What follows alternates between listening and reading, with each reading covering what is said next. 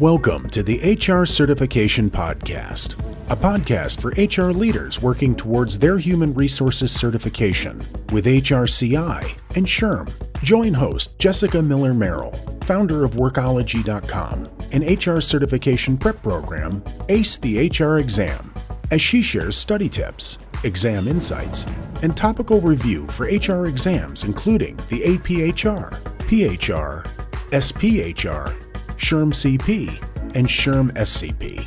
Now here's Jessica with this episode of the HR Certification Podcast. Hey there, and welcome to the HR Certification Podcast. I'm your host, Jessica Miller-Merrill, and I am so excited to have you here. My mission, purpose, and passion is elevating the human resources industry. And in the HR Certification Podcast, I help HR leaders in their personal and professional development, solely focused on HR certification for SHRM and HRCI exams. Sounds great, right? This podcast is powered by Workology. It's my company, and we offer HR certification prep courses and resources. If you want to learn more about our courses and prep resources, just head on over to hrcertificationpodcast.com. Now, before I dive into the podcast today, I do want to hear from you. Give me a follow over on Instagram or TikTok at Workology Blog, where I am happy to answer your HR certification questions. You can ask questions, make suggestions. That is at Workology Blog. And maybe I'll feature your question in our next HR certification podcast episode. Wouldn't that be so great? I love hearing from you. Now, in every single episode, I cover information and resources to help you ace your HR certification exams. This podcast is short and to the point. We move very quickly. I want you to get your review in and move on. The HR Certification Podcast is divided into different segments. And in every single episode, we're going to address a common question or HR topical area to assist you in your review. We also review an HR glossary term. And then finally, we walk you through an HR certification exam test question. Sounds great and simple. Again, these are designed for SHRM and HRCI exams. So that includes the APHR, the PHR, the SPHR, the SHRM CP, and the SHRM SCP exams. In the transcription notes of every single podcast, including this one, I will also share recommended resources and information to assist you in your review. And all of that is available at www.hrcertificationpodcast.com.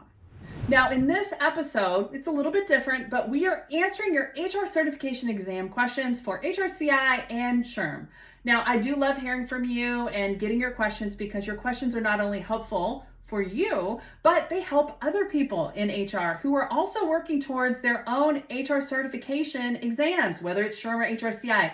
These questions help. So this episode takes past questions I've received that are common for HR leaders. And these are questions that slide into my DMs. They're in my emails. Maybe ACE the HR exam students are asking them, or they're comments left on my social media. So let's go ahead and get started. The structure of this episode will be a little bit different. I'm including questions and my responses originally published on TikTok. As always, we will review an HR glossary term and also review in test questions. So let's get started. Let's go ahead and get started with our first question. This question is one that I get a lot, and it's about studying. So how do you get started studying for this exam? And how do you get back on track if you need to restart? Maybe you've taken a pause or you need to get back in studying for the exam because your exam date is fast approaching. So I will cover it all in this video. How do you recommend starting to study? It's a lot of information. This is SHRM and HRCI. Let's talk about how to get started. The best way to get started is to have a plan. So I would encourage you, first things first, head on over to workology.com and click on the certification and get familiar with all the things. What is going to be on the exam? Where do you go to get the BOC or the BASC, depending upon if you're SHRM or HRCI. All that information is there. It's updated for 2024 information and beyond. We'll be updating it continuously. Head on over there, click on the certification that you are thinking about taking, and begin to review. I want you to get familiar with the BOK or the BASK to understand the kinds of things that are going to be on the exam. Once you have a familiarity of what's going to be on the exam, I want you to go through each competency and sub-competency and rate yourself a 1 to 5. 1, I don't know anything. 5, I'm a rock star. Fill that out and go back to look to see what topic is most likely to be on the exam first. So what areas are your weak spots that are most likely going to be on the exam, and start by selecting the first 2 to begin your review. From here, I want you to get on your calendar. Put times that you are going to be available to study on your calendar. These should be at least 30 minutes, no more than an hour in length, without taking a 15-minute break. So if you go longer than 45 minutes, you need to take an hour break. Now, get on your calendar and let's put some times that you're going to be studying. I would like to see 3 to 7 hours a week over the course of 12 to 15 weeks. So go ahead and let's put some times on your calendar. They need to be no more than 45 minutes long without a 15-minute break. You need to give your brain time to rest. So if you book an hour for yourself, make sure that last 15 minutes, that is time spent taking a break, doing something not related to studying for HR certification. Now go back to those 2 highest priorities of areas and start to review. Look at video, look at audio, make flashcards, talk about the information, get a study partner, use all the different mediums to be able to move this from your short-term to your long-term memory. Spend 2 weeks on these 2 categories, and once you feel comfortable, move on to the next 2 highest priorities. This is how you study for your exam. I do have a course that goes in depth. It is over 42 hours of audio, video training, tons of downloadables, over 300 pages, test questions galore. It's Ace the HR exam, so you can sign up there. I have a monthly or an annual subscription rate for you to get access to prep for your exam. Hope that answers your question. Wasn't that a great question? Let's move on to our second question, and it's another one I want to address. That is how to move forward if you don't pass your exam. Statistically, I want to be honest, not everyone is going to pass their exam. And for those of you who are taking the exam another time, whether it's SHRM or HRCI, this is something I want you to think about as you move forward prepping for your exam. So your next exam, let's talk about this and your mindset. I answered this question over on TikTok a while back, and I want to talk more about it. What happens when I don't pass the exam? Hey, Tanya, thank you for your comment. First thing I want to say is don't give up. We all stumble, but what's important is that we learn from the situation or what has occurred. And I want you to do exactly that. Second thing, I want you to look for your email from SHRM that's going to give you a general idea of how you performed on the exam. What areas are your weak spots that you need to work towards? So give yourself some time, wait for that email, take a look at it, and then really dive in deep into those sub-competency and topical areas to understand where your weak spots are so that we can turn those into strengths. In my Ace the HR exam course, we have a 70-question assessment followed by a self-assessment where I essentially have you go through all those subcategories and topical areas and rate yourself on a scale of 1 to 5. 1 being you are just getting started, you're not familiar with the concepts or the topics, or 5, you are an expert in those areas. So do that for all those sub-competency areas, and then go back and take a look and pick 2 competencies or 2 topic areas, these smaller areas like talent acquisition, maybe diversity, equity, inclusion, risk. Pick 2 of them, and I want you to focus on reviewing those materials for 2 weeks. And when I say 2 weeks, I mean 5 to 7 hours for 2 weeks. That means pulling in information from your book, listening to an audio course, reviewing flashcards, teaching somebody in your study group, really understanding the material in those 2 priorities. These are the areas that are your weakest, and you're going to turn those into your strengths. At the end of 2 weeks, I want you to get on over to our practice test or test questions that are in those areas and see how you fare. Hopefully, by doing this, you can turn that weakness into a strength, and I would like to see you perform at least 80% on our practice test questions in our ACE the HR exam. From there, you're going to select the next 2 or 3 topic areas that are most likely going to be on the exam that are your next weakest spots in terms of priority, and you're going to continue to do this for 8 to 10 to 12 weeks before your exam. That's how you pass the exam. That's really the secret sauce to moving from a 180 to a passing score of 200.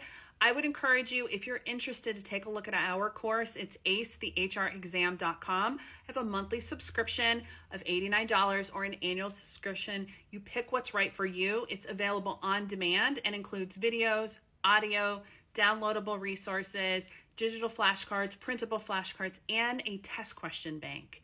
You have access for that for as long as you would like. So acethehrexam.com is where you go. Let me know if you have any additional questions. You got this. Well, what do you think? Do you have a question about your HR exam? Let me know, but we're going to move on to our reset in our next segment where we dive into some more review. I'm reviewing topics and materials that came directly from you. How exciting is that? I love collaboration and interaction.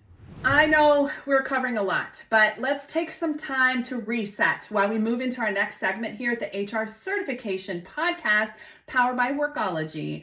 I'm your host, Jessica Miller-Merrill. It is an honor to be here. Thank you so much. Know that Workology offers HR certification prep courses and resources, and if you want to learn more about those, head on over to hrcertificationpodcast.com or workology.com, where we offer a variety of prep resources, including physical products like flashcards and study guides, along with courses for all different types of learners. This is something that's really important to me. Most importantly, I want these resources to be accessible for you whenever and wherever you are, meaning that all our digital courses are on demand and accessible on our very own Workology app, which is available for Android and iOS users. I do want to hear from you too, so send me your HR certification questions over on TikTok or Instagram. I'm over at Workology blog. I'm happy to answer questions there. Connect to talk more about HR certification prep. Just let me know. We are now moving into a special segment of the HR Certification Podcast where we review an HR glossary term. And we do this every single episode. These are all human resources terms and definitions that are covered in the knowledge base for both SHRM and HRCI exams. I like my exams equally. The term we are talking about today came via DM from a reader who asked me to elaborate on the topic of HR to staff ratio. They were really struggling with this metric, so I shared some insights on how the HR to staff ratio is important. And it's not just important for exam prep, but also for HR leaders who are supporting organizations. This is a TikTok video. You can take a look. An HR metric that is growing in importance is the HR to staff ratio. Let's talk about what this metric is and how we can use it to evaluate how we as HR support our employee population. And also, is this topic part of your SHRM or HRCI certification exams? Let's get discussing the formula HR to staff ratio. Simply put, the HR to staff ratio is employees divided by human resources team members. Sounds easy, right? This ratio is important since our current economic downturn, our HR departments have reduced in number dramatically. HR serves as an internal customer support staff, maybe just like call center customer service employees that are external facing, but different. We're internal, looking at the employees. Metrics like this one are important because we need to consider how many employees we support. And the more employees we have, but the less team members, we are more thinly spread. And in traditional HR, our metrics or numbers are not normally tied to specific activities, like the IT department and the number of tickets that are open with employee technical questions. So most IT departments, they have a ticket system that they not only use to log questions and keep track of the support they provide, but you can see it in terms of how long a ticket is open, but also as a tool that monitors the number of tickets that are logged per day, the number of questions, and the time spent on each ticket, and the duration the ticket is open before it's closed or escalated. Traditionally in HR, we haven't had a way to track these sort of interactions because we have operated in a world where we don't have a ticketing system. Generally speaking, in HR, I relied on case management software or some low-tech tool like a notebook to log conversations, investigations, and interactions. But I really didn't think about the amount of time spent or the complexity of questions and requests. Because we don't have a way to truly measure our workload in HR. And that's one of the reasons why CEOs have no idea actually what we do or really found a way to understand what we do. And finding out what that average HR to staff ratio can be a challenge across the board. Now, according to recent SHRM data, the average HR to staff ratio in 2024 is 2.57, but the sweet spot for most employers is between 1.5 and 4.5 HR staff per 100 employees. So basically what that means is that if you have 500 employees, you should have anywhere between 7.5 to 22.5 HR employees at a 500 person company. I don't think that even at a company where I had 2,500 employees, we had 22 and a half HR staff members to support the team. This is one of the biggest challenges with the HR to staff ratio. So there it is. That's the HR to staff ratio. Yes, this is a formula that it's evolving. Yes, this is a formula you need to be familiar with as part of your HR certification exams for SHRM and HRCI. But more importantly, you need to know this information in your interactions and conversations with your executive team and business leaders so that you can explain and discuss the value that HR brings and the type of staff and support we need to support our organization successfully. We are now moving into a special segment. Honestly, it's my favorite of the HR certification podcast where we review an HR test question. And we do this every single episode.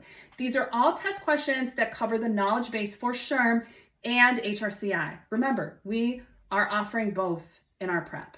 And before I share the question, I do want to give you a quick review of my HR test question framework. More information is available about my HR test question framework over on the Workology YouTube channel. I'm going to link to it at the end of this podcast episode in the transcript of it, so you can listen to it in full detail. This is a quick review. Now, there are 5 steps to the HR test question framework. Step 1 is to read each question slowly and concisely. We only want to do this once. Step 2 is to identify the HR competency. Step 3 is to eliminate the wrong answers. And step 4 is WWSD or WWHD, which stands for what would SHRM or what would HRCI do? You want to think about this test question written from the point of view of somebody from HRCI or SHRM and how you're going to answer that. And then step 5 is to go with your gut. All right. Let's move into this episode's featured HR certification exam test question. Now, I had someone recently ask me about leadership terms and topics that are on the exam. So I picked this one just for you because I feel it's one that is often overlooked and it is on the exam. So yes, this is on SHRM and HRCI knowledge materials. Let's get started, shall we? Here we go. Which type of performance management rating scale is characterized by degrees of employee performance expressed as behavioral descriptions? Here are 4 different options. A is bars, B is Likert scales, C, force distribution, or D, 3-point scales. Now, I'm going to repeat this test question again for us, so get ready, here it comes. Which type of performance management rating scales are characterized by degrees of employee performance expressed as behavioral descriptions? Here are 4 options.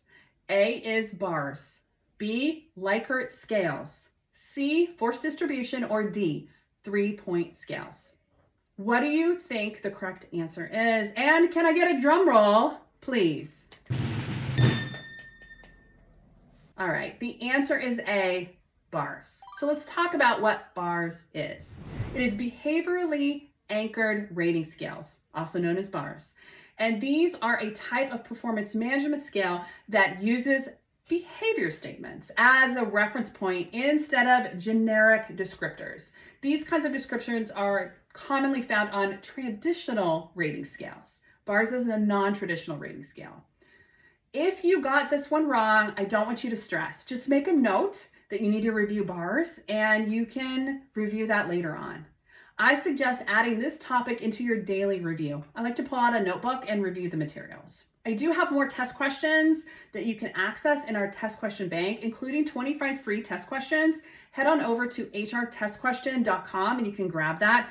I have a test question bank with over 1,400 test questions and counting at hrpracticetest.com as well. So check it out.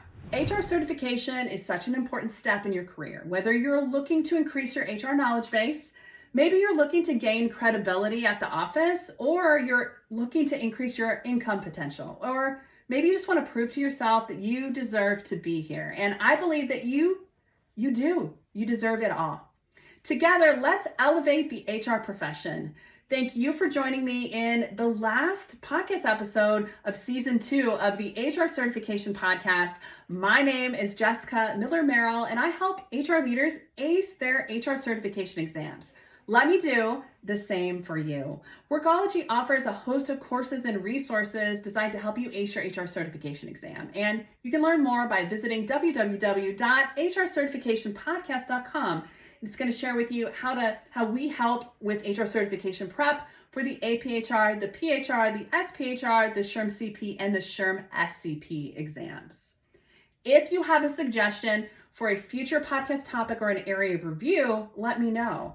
I want to help support you. Give me a follow over on Instagram or TikTok. It's at Workology Blog, and you can let me know your suggestion or your idea, and maybe we'll feature it for the next season of the HR Certification Podcast. I'll see you next time on the HR Certification Podcast.